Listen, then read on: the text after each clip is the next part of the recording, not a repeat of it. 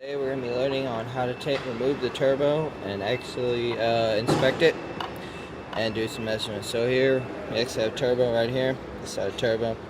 The connection point from the turbo to the exhaust manifold, which is right here, this big black tube, is right here. And you also have 4 bolts, one here, here, and here, that actually hold the turbo on. If it was in the engine, you would actually take off some more piping and duct work to it, but it's on a stand, and that's it. Now that I got my turbo off of the exhaust manifold and I got it on my vice clamp here, now what we're going to be doing is we're actually going to measure 3 plays. We're going to measure your axle play, which is actually up and down. We're going to measure your radial play, which is actually across like this. And then we're going to actually, if you look inside here, right there, we're going to measure the clearance of it. So the first one we're going to do is we're going to do axle play. And what you need here is you're going to need a dial indicator. And you're going to set it to 0. Alright? And as you look right there, where my finger's at, that's where you want it to actually sit on. Alright? And then you'll come down underneath here. And get it right. Come down right where my hand is. And then you'll push up on the turbine. And you push, right? As you can see,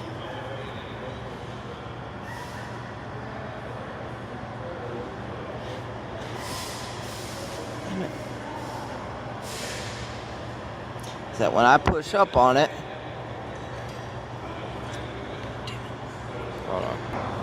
So as you can see, that when I push up on it, it's actually going to go up. If I can get my dial indicator right, set right.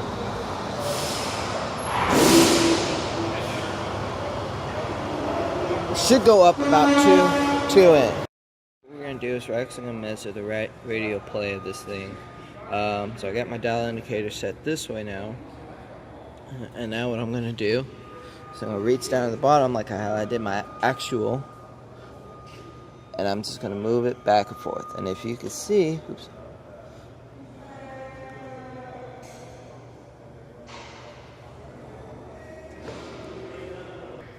Alright, so now I got my dial indicator set and it's ready to go. I'll reach down right where I was doing it and I'm just going to move it.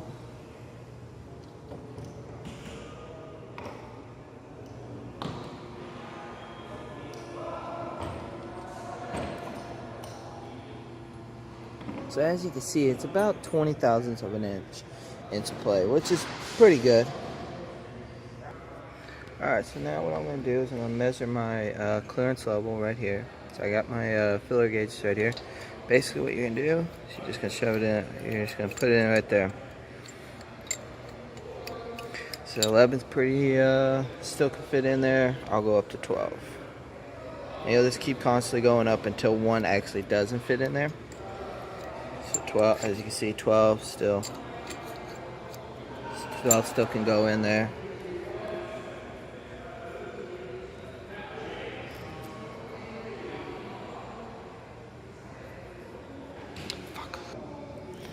Alright, so now what we're going to do, we're going to try 12. As you can still see, 12 kind of still fits in there. So, go up to 13.